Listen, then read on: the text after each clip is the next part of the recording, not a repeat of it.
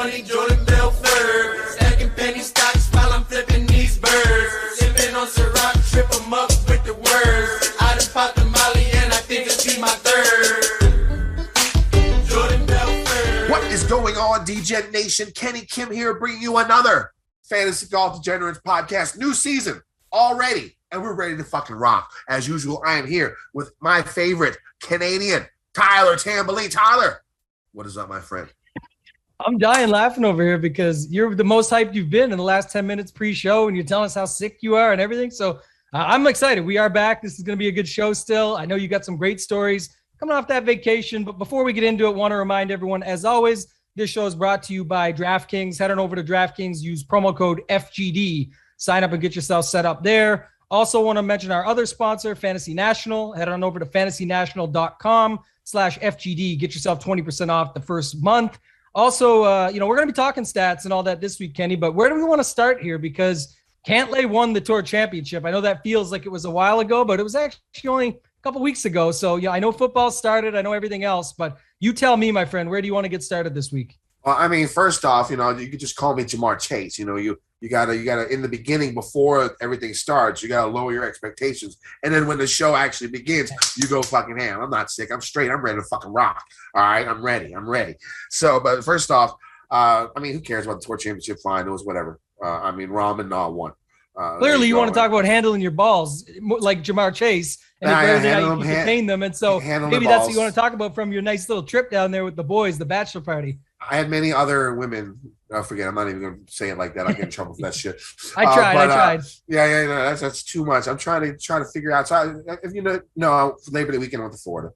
I went to Clearwater right by Tampa. It's like strip club capital of the United States. It was a great trip. We had a good time. No one gives a fuck about COVID down there. First off, I'll tell you that. No one wears masks. Great times. But for the first time in my life, I actually felt like I was old. Okay, so first of all, I'm at the strip club. All right, I get a girl. We're gonna go to VIP, but VIP is packed, or not VIP, champagne room. And here's a simple hint: when you ever go to a strip club, always get the bottle service. Always sit in the VIP. That's a must. You just have to do it to get the attention of the ladies. This is like strip club 101. So I know during the football season, not many people listen, so we can go and talk about shit like this. We'll talk about strip club rules. Right here. Number one rule for the strip club: always bring more money than you think you're going to spend. I mean, that's number one, okay? Because running out of money at the strip club is the worst thing ever. And the girls will hate you, and they will ignore you, and they will never talk to you. So always bring more money that you can spend. Strip club rule number two: always get bottle service. Usually when you go to a strip club and you get bottle service, you will go to, they'll put you in a VIP section. I mean, that is a must. The strip club we went to, one of them, well, I think we went to like 5 while we were there in 4 days. And we brought the strippers back to our house one day too. So it was like 6 days of strippers in like 4 days, like condensed in. But it's always get bottle service. If it's $300, you got 5-year fence, $60, $70, $80, something like that. Okay, you split the bottle. Because usually when you go to a good reputable strip club and you get bottle service, they will let you pick the girls that you want to be in the VIP with you. So, I mean, that's a very solid bonus. I walked into this one strip club, Oz. It was our last day there. We said we're going to get bottle service, and this fake-ass little Goldberg-looking motherfucker who was the bouncer, he literally looked like Midget Goldberg. There was a Midget Goldberg in WWE, too. This might have been him. Actually, I think he was in WWE. Yeah, it was in WWE when Goldberg was in WCW. Anyways. So we go in, we tell him we're going to get bottle service, and he's like, can I pick the girls I want there? He's like, yes. I just walk around the strip club. I was like, bing, bing, bing, bing. Yeah, and they all come and sit and join. Rule number 3, it's about the money. Spend money.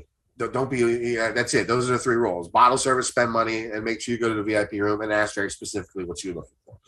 Okay, there you go. So I was at the strip club, and I really felt like I finally showed my age. Like, we're waiting to go back into the champagne room. It was cute blonde.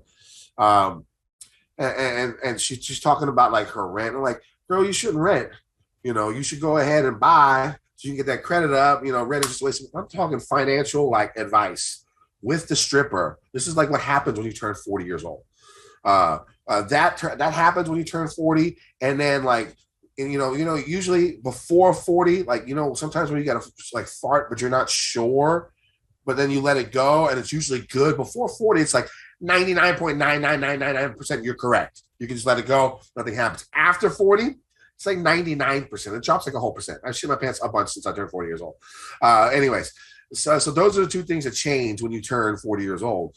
And so like literally I was giving her like financial advice, and like we finally get to the champagne room. I'm like motorboating, and then I get back like, this is a cash business. You really need to diversify your revenue in this time, and I'm talking like all this shit. She's like, oh yeah. And then later on in the VIP, we're talking about, it's a cash business. You got to go ahead and, make sure you don't rent anymore, blah, blah, blah, blah, blah. But basically I just became like a financial advisor to this stripper. And, I basically spent the equivalent of like a half year's tuition, or like a semester's tuition for all the girls. I spent like $4,000 on the strippers this past week. It was crazy. It was stupid. But we had a blast, and it was fun. Just follow those rules at a strip club. You'll always have a good time. But yeah, it was a great time. I didn't watch that much golf. I watched the Soul Line Cup. I will say one thing that happened was I was at 2001 Odyssey, which is in Tampa, okay? This thing, the VIP room is in a space shuttle on the roof. Anyways, I was, watching on stage, sitting right next to the stage. I had my camera, up, leaning up against the water bottle. And I was watching the Soul Line Cup because it was interesting stuff. I love that team competition. It was a great match. Europe just seems to beat the United States in everything when it comes to this type of team match play. And the manager comes up behind me, grabs my shoulder, and looks down at my phone. I guess he thought I was recording the girls. I was not recording the girls. I was watching the Soul Line Cup. And he looks at me. He's like, this is the first, buddy. I've never seen this before in my life. Like, I'm watching women's golf with like, legs flying and girls twirling on the pole and all this crazy stuff. But yeah, I love all women, so I got to support them all. And so yeah, it was a great trip. It was fun. Definitely massive regrets as the week went on. And I look at my bank account, I came home with like $11. So yeah, that's just what happens. But I mean, it's if you're single and or your wife doesn't care, which probably never will happen. So if you're single, go enjoy your gentleman's club and have a good time. There's nothing wrong with it. Tambo, how was your little break? What did you do? I know you're still moving. I don't think you have many strippers involved. Mrs. Tambo probably wouldn't allow that. No, but just circling back for a second, that might have been rule number 4. Don't bust out the cell phone. Like you said, that can often get you into trouble if you try anything that looks like it, like you said. And that also might tie in with how you're over 40 or getting old. Watching women's golf, team event, great event, like you said, but at the strip club while girls are doing that. So there's that. And then last time we saw you, Kenny, you were doing the challenge, and I was given a great little play-by-play. For those not watching, I did not give the play-by-play of what Kenny was doing while he was giving financial advice in the champagne room, just for those at home keeping tabs, keeping score. Watch the video, and you'll see the play-by-play on that one. Yeah, no, it sounds like a lot of fun, man. We always love Kenny After Dark, the tweets, but when you were out there, it was even more fun. The meals, the events, the people, the places, the stories, the little tidbits you were throwing out there. Gotta love that. If you guys don't follow Kenny, I'm sure you already do, almost all of you, but if you don't, at Kendo VT, it's just an excellent time. Get those notifications turned on and get excited if one comes up late in your time zone, because it's going to be a good night. Or Kenny's at least having a very good night. For me, not much, man. Getting into the NFL swing. You mentioned it. Excited this week. I get my new house. So a lot of renovations to come. I don't actually just take possession this week, get to see it finally, see what I paid for. And then it'll be a bunch of renovations for the next couple of weeks, but I'll throw some before and afters out for the people. It's a little bit older home, Kenny. So it needs some work. It's got like those, speaking of strip clubs, it's got those boob lights up on the ceilings with the little nipples that come down, things like that I'm not too excited or fond of, not fondling, fond of. So I don't really want that. And then the bathroom was kind of like a shared bathroom. And it's like an older style where like people can get into it from the hallway, or my kids. But then my wife and I have our room connected like it's an ensuite, but we want it to be 2 separate bathrooms, like cut it off, literally turn it in to 2 bathrooms. So we have our full nice ensuite, and then the kids and people can use the bathroom from the hallway when they go down. It doesn't get into our bathroom. So some little stuff like that, a kitchen changeover. We're going to do it all, man. But get into the football swing. A lot of content on the go. I brought the schedule up earlier, and I was like, you know what? Maybe we'll get a break for the Ryder Cup. And then our producer, Matt, reminded me that at the President's Cup, they did run DFS. So I'm assuming that comes over. And so there's no break for that. And then it's like 9 more weeks after that. I can't remember if they did Hero World Challenge or QBE Shootout. I mean, they can do stuff for team events and short fields, so I'm sure they will. So our break will likely be after December 12th, I guess. We get a small one after the RSM Classic. With that said, I do want to talk quickly, Kenny, Listener League. We don't have anything to talk about for this week. Not doing one for right now. We're trying to get something set up now with the DraftKings sponsorship, getting something better going there. But we have decided, it's an executive decision. Kenny and I both, basically Kenny doesn't care, so I just made it up. But we're not going to do it for Ryder Cup. I'm talking about the Tournament of Champions. So for those of you that have won our Listener League and are in the Tournament of Champions, we're going to get some really good prizes set up. I promise that. But we've decided we're going to let it run through swing season just to make a little bit more fun out of it. It'll put it to about a 50-man event, which is kind of like a perfect number. It ends at the RSM Classic. We all love the Sea Island Resort. We love that. We love that event. We love that course, and it sort of rounds it out. So that's what we're doing for the Tournament of Champions, Kenny. Anything else you want to add on anything? And then we can hop right into it. No, let's just get to this week, man. Let's get it started for these guys since they already had to get the story in the beginning. So story time with Kenny is good. And me being just an old man and spending way too much money. But let's go ahead and get to this week. Let's go to the PGA Tour. Heads to California for the Fortinet Open. Is that it? Fortinet Classic? Some shit like that. I have no idea what the fuck it is. I just call it Safeway from Silverado Country Club North Course. The event's been played at this course for like the last 6 years, 5 years, 15, 16, 17, 18, 19, 6 years. So, results prior to 2014 won't be necessary. The last 6 winners have been like great ball strikers, who had issues with the flat stick for the majority of the parts. All the winners except Sink last year were outside the top 100 in strokes gained putting for the year of their win. Champ was 136, Tway 129th, Steele 189th and 105th, and Grillo was 107. On the other side of the spectrum, all 6 of these winners were inside the top 76 in strokes gained tee to green for the year of their win. Weather can always be a factor here, especially the really chilly mornings can occur here. So it'll play a little bit of havoc on distance control and stuff like that when it comes to the morning play. The course isn't like a cakewalk. I mean, Sink's minus 21 last year was a really low score for this event. Average score has been around minus 16. Johnny Miller, who helped redesign the course, he wants this to be a place where they can take major championships to, or maybe the PGA or something. So, he tends to keep the greens firm, not add too much water to soften them up. There's still plenty of birdie opportunities here. The winners have averaged 20 or more birdies or better throughout the week. There was very light wind last year. This is Napa, Northern California, so they do have those winds usually. Last year was pretty light. That's why I think Sink scored the way he did. And so I think, Johnny Miller, if he has a say in how the course is set up prior to the event, prior to when the PGA gets there. So my guess is he wants us to play hard. So I'd expect, mid to high teens tops as the winning score this year. And if the wind picks up, it could be even higher. Silverado Country Club's North Course, 7150 plus, par 72, standard par 4s, 4 par 3s, 4 par 5s. Designed by Robert Trent Jones, redesigned by Johnny Miller. The 4 par 5s, easiest holes on the course. The majority of golfers will attempt to reach them in 2. 7 of the 10 par 4s are between 400 and 450 yards, and only 1 is over 450, depending on the tee boxes used. So you'll see a lot of wedge and short iron game here. 2 of the par 3s long, over 200. 2 are fairly short, between 150 and 175. The finishing 3 holes could lead to a lot of, drama at the end. I think 16 and 18 are both par 5s. And then depending on the tee box, the par 4 17th could be short enough to be reachable by some golfers. Off the tee, golfers are going to see tight tree-lined fairways. The trees are mostly sporadic, not bunched together like a lot of East Coast courses, but these trees are very tall and towering. The fairways themselves fairly hilly, with some slope, and golfers have to deal with fairway bunkers placed strategically in landing zones. The rough around the fairways is 2 levels. The first cuff stretches about 10 feet. from the outside, from the edge of the rough. Shouldn't be too much of a problem. And then the main cut of rough is a blend of bluegrass and rye. It can get gnarly, but this is a resort course, so the rough shouldn't get more than 2.5 inches. There are quite a few dog legs, and missing on the wrong side could make approach shots a little bit more tricky, especially when you take into account the large trees throughout the course.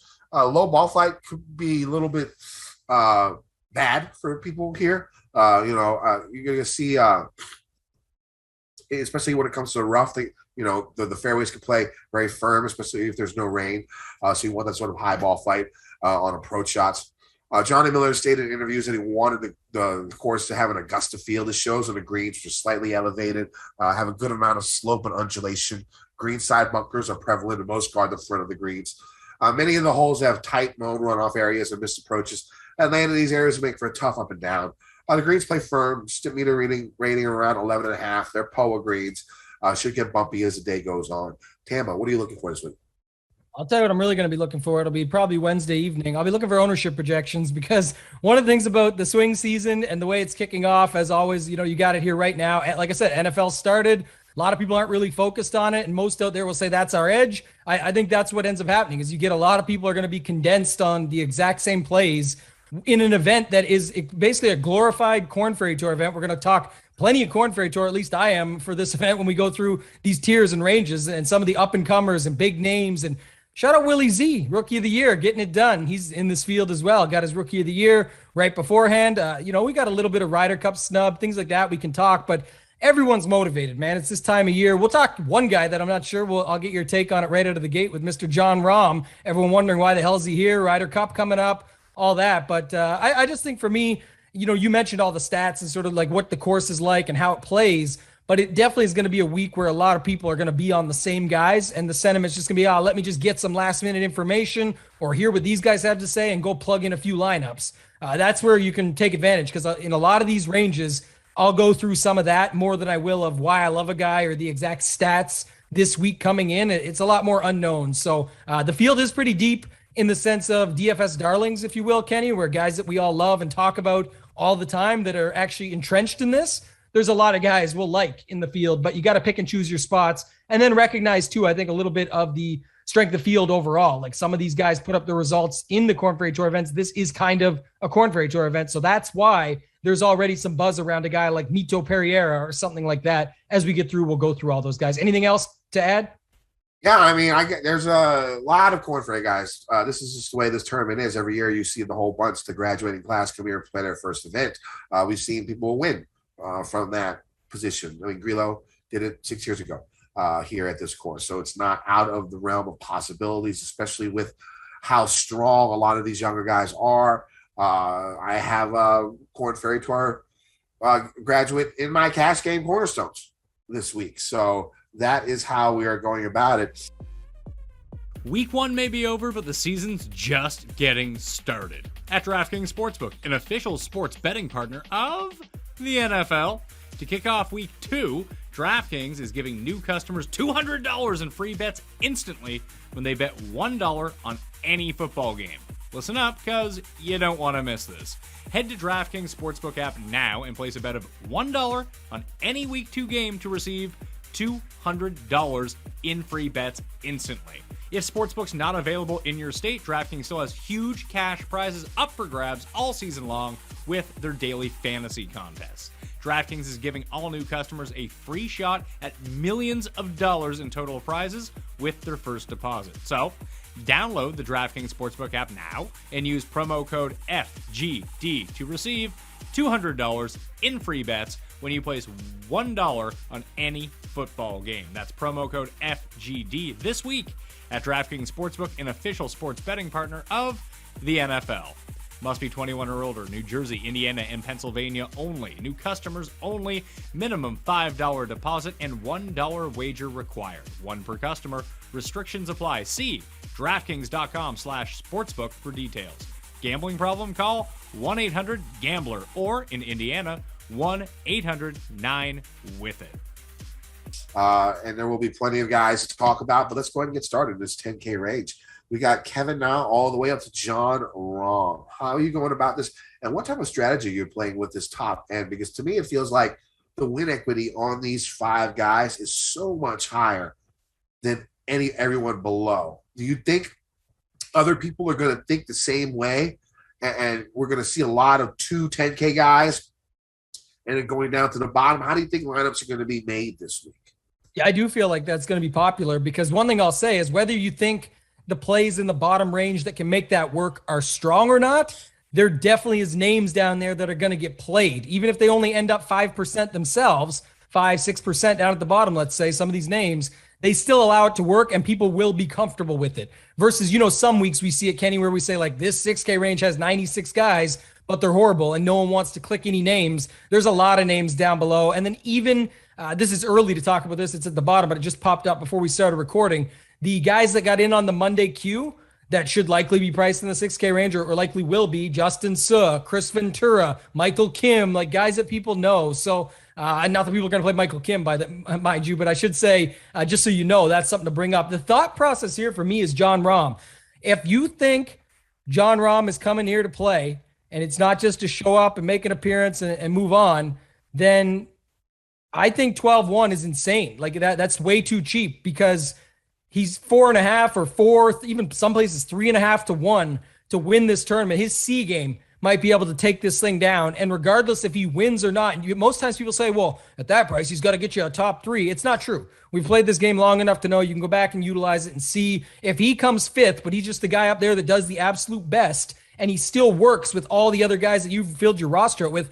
Don't forget how much he scores. It has nothing to do with his 5th place placement points, which is barely anything in the difference between 5th and 2nd. It's 1st where that additional 10 points bonus is the benefit. But if you still got the winner in there with him, you're still more than fine. So I'm just using an example to say why I think there actually is some conversation around just locking Rahm and just getting as many combinations as possible. Or if you don't feel comfortable locking him, maybe go 65% if you think he's showing up, or 70%, and leave yourself a few outs.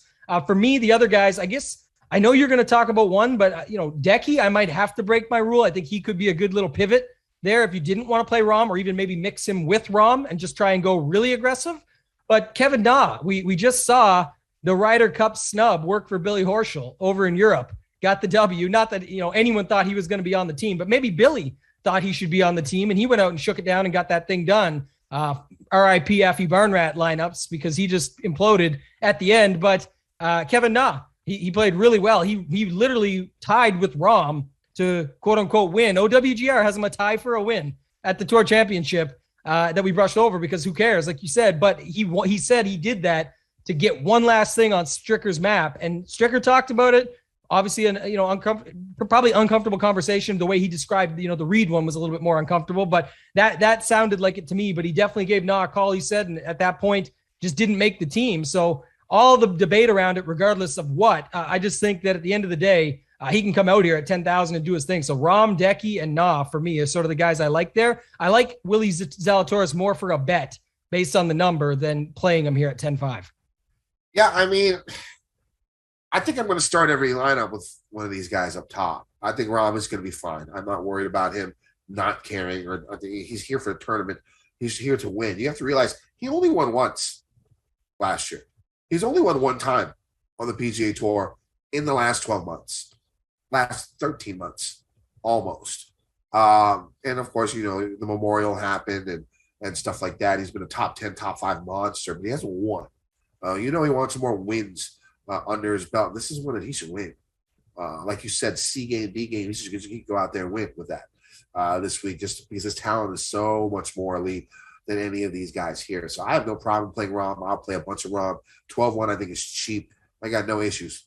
Go wrong, go all in. But I am doing what I said earlier for my cash game cornerstones. I'm playing 2 guys here. I'm playing Webb. The game looks like it's trending back towards a good Webb. You got to realize he was injured for the majority of last year, which is kept very quiet. His caddy broke the news a couple of months ago and said he's getting more and more healthy. And since then, he's been racking up the top 15s, top 20s since that time. He's going to go and keep doing his thing. The way his iron play suffered a little bit last year, but it's gotten a lot better here recently. So I like Webb as my first cash game cornerstone at 10-8, and I'm with you on at $10,000. He'll be my second cash game cornerstone. He won this event back in the day when it wasn't on this course, but he's had a couple of top finishes here at Silverado as well. Both of these guys, I think, are great for this type of course because it's not too long. Their lack of distance won't really affect too much of the game. Now we have seen bombers do very, very well here. There's really not too much trouble if you go crazy wild off the trees, off the tee. I mean, the trees are going to be in the way, but they're sporadically bunched so you can sort of punch it through, do your thing. So that's another reason why I like Rom. But you've seen like Reevy do well here. You've seen Stewart do well here. You've seen shorter guys compete and do well. So I got no problem using those two. And Kevin Nye basically has one more chance. I mean, the one thing we saw today with the hype video for the Ryder Cup to the United States is Koepka wasn't there yet. We don't know. We don't have any updates about his wrist. We don't know if he's going to be able to play. So that could be something. And the thing is, with COVID and stuff, though, I don't know how they're going to do it, but you would expect them to have a couple of guys on reserve maybe, or they have to call them up because, I mean, if a guy catches COVID, he won't be able to play. What are you going to do? Just have his singles match on Sunday and then just have one less guy to play during the week? I don't know exactly how that's going to work for the Ryder Cup. So I don't know if there's going to be alternates or not because of the time we live in, what's going on in this world. But those two guys are going to be my cash game cornerstone, and I'm going to play the fuck out of Rom. That's just how I'm going. Rom's pretty good in California too, I believe. I know for a fact. So that's another thought around it. The one thing about that hype video today, I didn't see Xander and Cantlay either. I know they had talked. They were going to actually go to Napa and have some time off together and hang out for a little bit, and I'm guessing bring their ladies or whatever it might be. But you think they come and tune into this event, watch Rom, and they are there. All 11 players except Koepka are at Whistling Straits today. I didn't see anyone confirm that, but on the hype video, I saw it confirmed. I forget who did it, but it's all 11 golfers on the American team were there except for Koepka and all their caddies. So they're already at Whistling Straits. They want to get that work in a week ahead. They want to be prepared, which is pretty smart for Stricker. So it's a pretty smart move. So we'll see how that goes next week. But let's move on to this 9K range. And I think, if you want to be different this week, this is where you start. But who do you start with, Tampa? I think many will start with Varner just because the history, maybe Champ, right? Either of those guys. I kind of like getting a little bit riskier with a guy like Munoz or Siwoo Kim, just guys that can score. They're definitely hit or miss, boom, bust, whatever you want to say, of course. But at the same time, the upside and talent is there. And that's where, like I said, it'll come down to it. Varner, you look, I think it's 6 of 6 made cuts at this event. So, there you go. That's going to be someone that people are going to feel very comfortable putting into their lineup. You can play Rom Varner and get a pretty nice lineup, for example. But I think Kim, Munoz, maybe Champ, if he's not showing up on the ownership projections, just based on whatever stats or something that people are seeing. But I think he'd be fine as well. So Kim, Munoz, and Champ for me right now. Yeah, I'm with Munoz. I'm with you. I like him a lot this week. I don't know how popular he's going to be. I think Varner will be popular. Siwoo never is. So if you want to take a risk in GPPs, go ahead. But I like Munoz. He's going to be my favorite play in this range. Just a ton of birdies. Really good with his longer irons. There's going to be quite a few shots. If they go for the greens, at least 6 shots over 200 yards every day. So you need that long iron play. He's really good on par 4s. For some reason, in my models for the past few years, par 4 scoring has popped in this, even more than par 5 scoring, maybe because of how easy the par 5s are here. So I do like good par 4 scores, and he is one of them in this field. So I'm going Munoz as my favorite play in this range. I'll have a couple of lineups starting with maybe like a Ron Munoz, something like that. Just go from there. Varner, I don't know. Chalk Varner is always scary, right? That's the worst, I think, if I recall correctly. Yeah, Chalk Varner's always scary, but everything points to him playing well. But I mean, if he's like 18, 20%, it just could be. You might just want to go in, eat, and not eat the chalk and go to Munoz. That would be my opinion when it comes down to it this week. Let's go to the 8K range. I like Hoffman. He's going to be chalk, but he's one that I'll eat more than Varner. I mean, the way his game is, he's ranked number 1 in my model. His approach game has been unbelievable. Tee to green has been so strong. Par 5 scoring, par 4 scoring, one of the tops. Really good from 400 to 450 yards. There's going to be it's going to be 200, there's I think 7 par 4s in that range. So I like Hoffman a lot. I'll eat the chalk on Hoffman. He's going to be my favorite play in this range. Maverick McNeely, California kid. We'll go with him a little bit. I know his girlfriend's probably a little bit upset with what happened at the Solon Cup, if I'm not mistaken. Maybe he can win one for the couple this week, because you saw some glimpses of him having opportunities mid to late last year. I think his game is good. He needs to work a little bit on his iron play, but really good from with his longer irons, and it's something that's going to be really good on par fives. So I do like Matt McNeely in this range. What about you? Yeah, I think this range makes it easy to skip the 9K range altogether if you want as well. And I could see myself doing that right now. I just mentioned, Kim, Munoz, Champ, but at the same point, you drop down here. Grillo, you mentioned maybe some good vibes coming back here. Hoffman played really well during the playoffs, just missed Eastlake in the end. But man, he didn't even have a great season. It was just sort of turning it on at the right time. Had he have had a better season, he might have been there. So that would have been a game changer for him. McNeely, really like him. You mentioned about Danielle Kang. I don't know. She's the winner, I think, out of those two. But I do think this is going to be a breakout season for him. A bunch of top 20s, top 20 machine. We like him on easy courses. We like him on California courses. You mentioned him, the California kid himself. Really done well on the PGA Tour and the Korn Ferry Tour at the Cali courses. Obviously very comfortable with that bent POA type mix. So I think he makes sense. And then Gooch. Gooch and Pete Pereira. I'll talk about them both. They're both at 8K. Just two that, just like in the last range with Kim and Munoz, maybe less boom bust though. These are guys that just really have the talent and the upside. The price is more than fair. Pereira, I saw some talk about it on Twitter. Like, man, I don't know how you wouldn't want to be involved, even if you don't want to play him in DFS and you think he'll be too popular. I got him this morning. He's already dropped since, but first thing this morning, I saw 90-1. That was just way too hard to pass up. He's the only guy that got the 3 Korn Ferry Tour win exemption.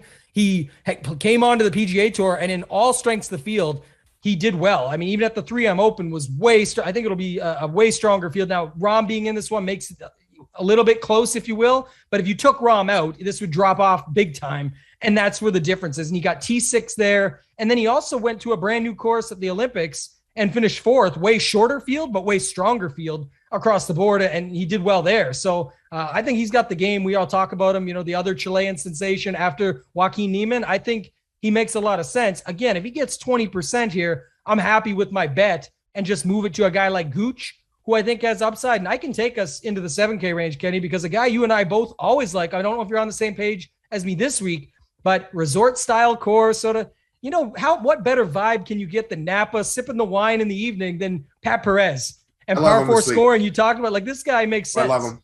I think he's the best pivot from Mito that you can have, because Mito's going to be super popular, in my opinion. I think so too. I think the leverage play there is Pat Perez. I agree. Go on ahead.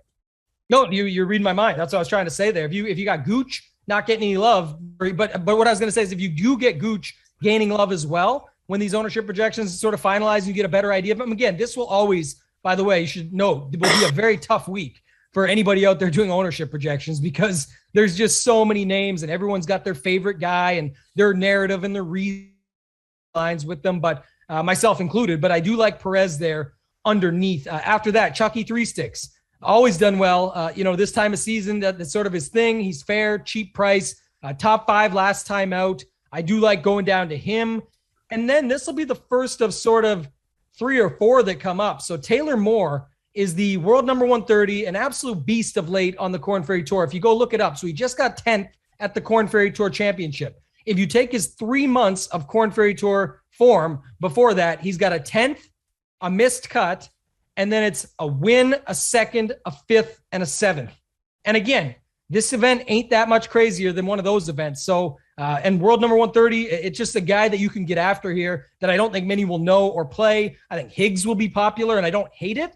But again, a guy that you could bet at 80 or 100, depending on the book you've got and the number you got it at. So Kazire, Straka, 2 guys that stand out to me. I'll leave one for you because you want to say it, but he's my Canadian guy. So just do it right now and ease the pain. And I'll add anything you don't bring in to our guy, Taylor Pendrith. Talk to me. All right. Yeah. I mean, Taylor Pendrith is going to be my 3rd cash game cornerstone this week. The Canadian sensation, long off the tee. When it comes to the Korn Ferry Tour, one of the top birdie makers in the field when it comes to it. I think in this field of all the Korn Ferry guys, he's fourth in birdies or better gain. Scores a lot of DraftKings points, really strong on par fours. A little weird that he's not that great on par fives because he is a longer hitter, correct, Tambo? Yeah. Oh, yeah. Yeah. He's a bomber, right? So he struggled a little bit on the par fives, but these things aren't that difficult. So maybe he can go ahead and do his thing on these par fives, but he's a really good par four scorer. I think he hasn't missed a cut outside of a major in over 6 months. I know that's last 7, Kenny. Top 21 or better, 6 of 7, top 21 or better. The 7th event, a 34th. Not too bad. And then don't forget all the extra Canadian love. Corey Connors and his wife put him up. That's their roommate. He's roommates with Corey Connors. So I don't know if he still is, but I know he was for quite some time. And obviously that couldn't be a bad thing, watching Corey go out and have all the success that he did this past year, maybe get a few tips here and there. I think it's always good to be around other successful people. It can improve your own game, and it's the same in daily fantasy or anything that you do in life, in my opinion. I think certainly here for a guy like him, it's shown. Great golfer in his own right on the course, but this could be a very big year for him, so I love that call. Yep, I'm going with Seaweed Doug. I like Seaweed Doug. I think it's a 90-1 number as well. One of the shittiest putters out there, but Poa, he actually gained strokes on Poa putting throughout his career.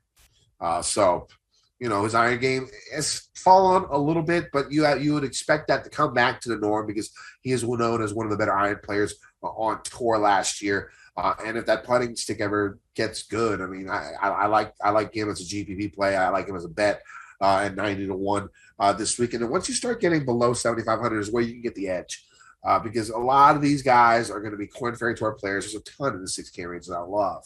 And this is where, you're going to need to go ahead and try and learn about some of these guys. Taylor Moore, one of the guys that you talked about, Chad Rainey, another guy who's one of the best par four scorers in the Korn Ferry Tour. What is he like? 7,000 on the dot, tons of birdies. I like him. If you're going, I like Taylor Taylor Moore as well. A lot of these guys are really, really strong. And those are a lot of the guys that I'll be focusing on when it comes to it this week. And other guys I do like, Hudson Swafford. You've seen him have good weeks here recently, and that price tag seems cheap, even for him in this type of field. So I will definitely go about that. Anybody else in the 7K? Oh, and my final cash game cornerstone. I definitely did forget. It is going to be Patrick Rogers at $7,000, a California kid. The thing about him is, his putting has always been great. It's his tee to green game that has been lacking, but he's actually gained strokes tee to green. I think 6 or 7 in his last 6 or 7 events. His iron play has improved tremendously in his last 5 or 6 events. If he gets all that rolling, he does have a 6th place finish here back in the day. I think he's made 4 of his cuts here in a row. And it didn't really finish high, but at 7K in cash, you just want him to make the cut. So, with his penchant for rolling well on Poa greens, I do like Patrick Rogers. So my cash game cornerstones for this week are going to be Webb Simpson at 10,800, Kevin Na at 10,000, Taylor Pendrith at 7,400, and Patrick Rogers at 7K. That still leaves you 14,800 left to build the rest of your lineups. And that's plenty because there's some guys in the 6K range that I really like that people aren't going to know too well because not many of us pay too much attention to the Korn Ferry Tour. So let's go into this 6K range. Just wait. I got the bottom of the 7K range because I got to talk here because you'll say, "Wow, how come you're naming everyone Tambo?" And that's because, like I said, if I do play ROM like I expect and just roll them out, this is where you can just build your lineups in reverse and just pick 4 guys from the 7K range, put ROM, and then see where you land and start putting some guys in that way. Because we mentioned Pendrith. I think Aaron Rye is a good play. I think he's been playing much better golf as of late. Again, not a lot of people I expect to play him. I think a more sneaky Canadian than Pendrith would be Nick Taylor. 2 top 10s his last 3 times here. Always plays pretty good golf. At the won the AT&T Pebble Beach Pro-Am where we liked McNeely up above, and he just came second there. So when Berger won, I think that's a guy you could go to and make a little correlation there. Bramlett is a really solid price here. He just won. I know some people are already aboard the Bram wagon, as they like to call it out there in the streets, but he just won the Korn Ferry Tour Championship, first place over all these guys in this field. So he's a pretty good play, bombs it out there, good off the tee, everything you'd want to see. You mentioned Swafford, Luke List, Lebioda, just cheap PGA guys that you know a little bit more about that you could plug in at those prices. I love your call with Rogers out in California. Makes perfect sense. And then 2 guys here at the bottom. You mentioned Ramey, 66-1. the books got him at, and he's at 7,000. You might ask why, but look at this Corn Ferry Tour run. 11th in the Corn Ferry Tour Championship, most recent.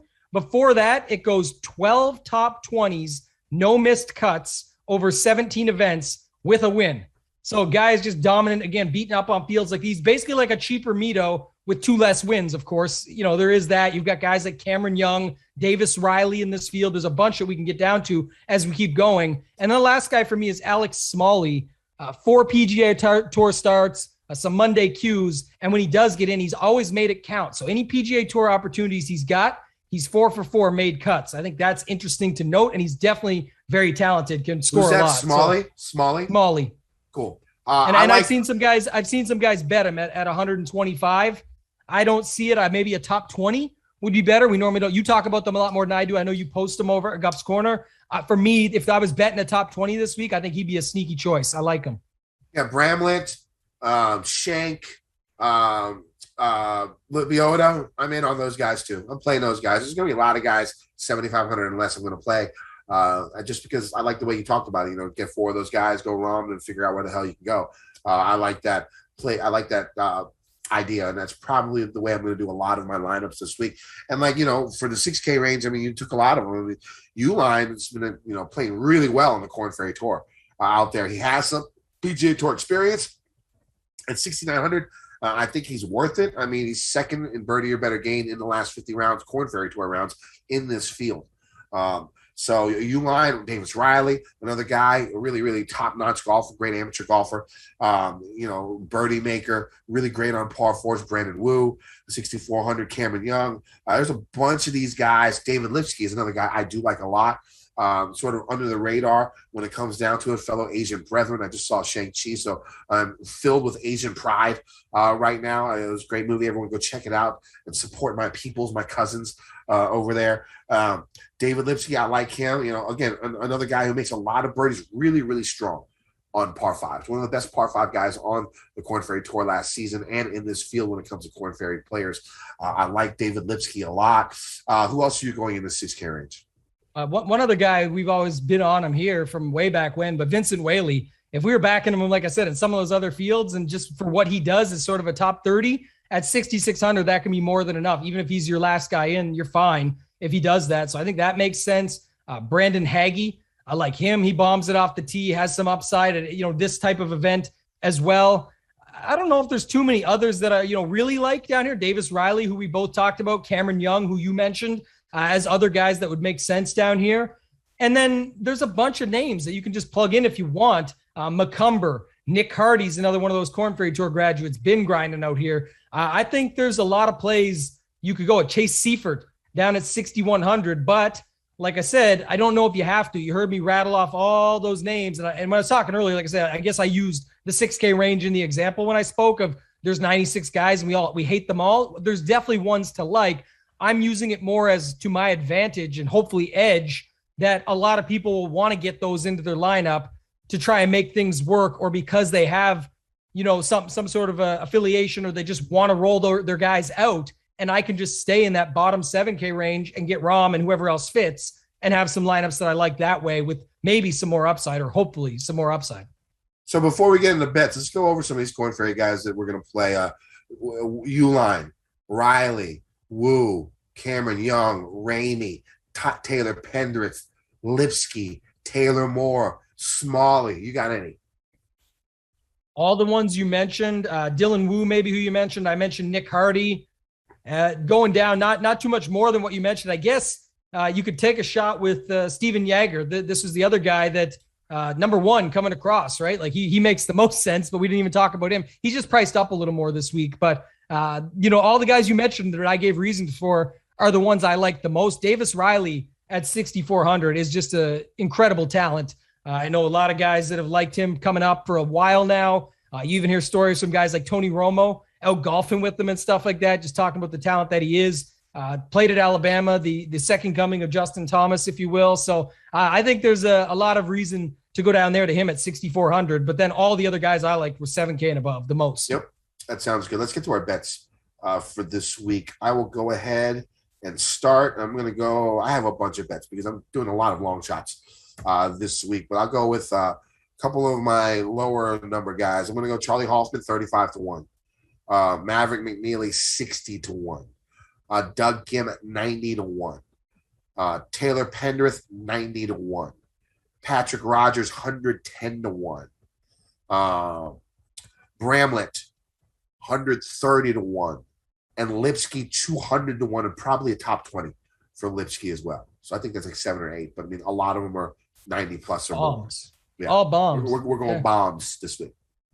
Yeah, I like your card. Actually, I really do. I like the Lipsky call, the top 20. I like that Smalley top 20 that I was talking about earlier. So add that. But the guys I had, like I said earlier, Willie Z, I feel like it's more of a bet than a play. But at 28-1, I'll try it on. McNeely, I got him at 55 with the top 5 each way. I mentioned earlier, breakout season here. I think this is the one. All those top 20s, he just has to convert one. And there's been top 10s and top and seconds, like I mentioned at Pebble last season. So that I've got the Happy Harry Higgs. The community bet. I know a lot of people are on him. I only got him at 80. Some had a better number, but I don't want to miss that one. I think it'd be a lot of fun to hit the Higgs community bet.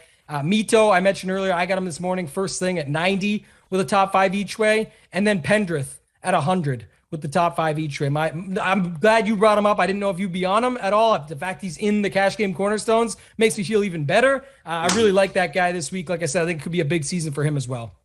Yeah, I'm thinking he's going to do pretty well. And this is the course where you've seen longer hitters do their thing. He just went along, will just pound it out there, make his birdies, and bring home the trophy. So I like Taylor Pendrith a lot this week. And so anything else? We're not going to do one and done until the new season, right? Yeah, I don't think I know we're not, I should say. But one thing I'll bring up is just that Fantasy Champs, the place where everyone just did the big one and done with Mayo and those guys, they do have the Swing Season 1 running. It goes from the Fortinet through to the Hero. So the Hero Challenge is the last event. And one thing I would say, so they got a $50 and $100. They're smaller field, but there's still a few spots left. One thing I would just say is, like, a week like this, it might be the only one Rom plays in. So, he won't play in many. So most people will go with him. I mean, it gets the whole season, right? It's not just the Swing, isn't it? No, it's just the Swing season. They do the full season does. Oh, there's both. They do a whole season, all 50 events, and they're doing just the Swing. So there's 2 different versions. That's what I'm saying. I'm talking about if you're playing a just the Swing season. Just the Swing. That ROM would be popular this week. And with a field this strong and with winners coming out of nowhere, one way to level up could be to go against them, especially if you're overexposed or heavily exposed in DFS already. Do something like that in there to level up and try and leverage the field. But at the same time, you could just say, look, it's my one shot with him. Let me just jam him and collect that money and move on. So that's my thoughts on it. But we're not doing one and done for the Swing season in here. All right. You can find me on Twitter at KendoVT. You can find me on gupscorner.com. Once again this year, my article's finished. I'm going to send it right after I finish the pod. Wednesday, I'll have my final betting card, my favorite GPP play in every price range.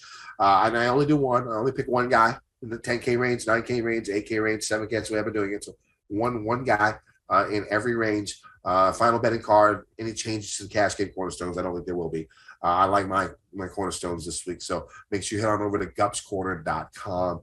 The football stuff there is a pretty incredible tool, all the tools. So go check it out. Yeah, you can find me on Twitter at Totag and Tambo. Definitely have me up there. Lots of stuff, all the content that I'm posting on. A lot of free shows this year, too. I got another football show on this very Mayo Media Network. Every Thursday night we record. Nice. Comes out Friday morning. Myself and JT Hayes Jr. from over at Run Pure Sports. That was a good one last week. Got some great calls, some prize picks winners, things like that. And then over at Run Pure Sports, like I mentioned, you can find me there. All my football content on top of doing the golf show. Wednesday night this week, if you get over there, promo code DGEN50. So runpuresports.com, promo code DGEN50. Wednesday night show will be sort of all the final decisions on where I'm at. This is our first look. Probably sticking pretty close, Kenny, this week to what we talked about. And I'm excited to kick off another season with you here. All right, man. New season. We're here. Like usual, we're not going fucking anywhere. Let's win some motherfucking money. DGen Nation. I've been getting dirty money, Jordan Bell third.